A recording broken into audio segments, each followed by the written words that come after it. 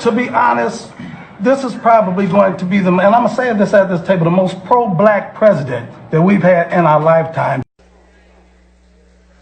So had that asked me, I would have said, before you praise this president for being pro-black, before you praise this president for caring about ethnic communities and marginalized populations, do your homework. Well, some of y'all didn't do your homework. They didn't do their homework. So let me tell you just a little bit of research, not just him personally, but also some of his policies. Perhaps before they went and sat at this table, they should have done their homework. Because if they had done their homework, they would have known that President Trump has ramped up mass incarceration by instructing Attorney General Jeff Sessions to revitalize the war on drugs. They would have known that of the 87 picks for federal judges, 85 have been white and just one has been black and one has been Hispanic. They would have known that President Trump supported the Department of Justice engaging in unlawful voter purges, making it difficult for blacks to go and vote. They would have known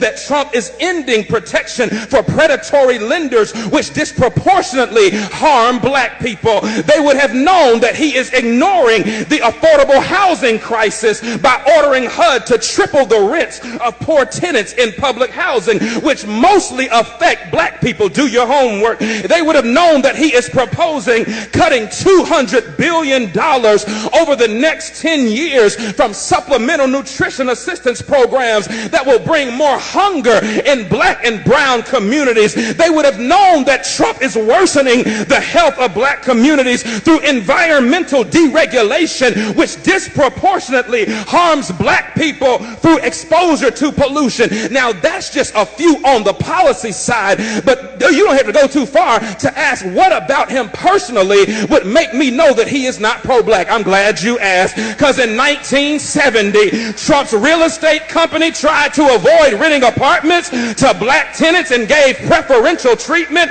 to white tenants. He began his 2016 presidential campaign with a speech disparaging Mexican immigrants as criminals and rapists. Y'all remember that? In 2016, he said of people of color, you are living in poverty, your schools are no good, you have no jobs. Hold on, I'm a product of a HBCU and I'm a product of black school systems and black teachers. Don't you ever tell me that my black schools are...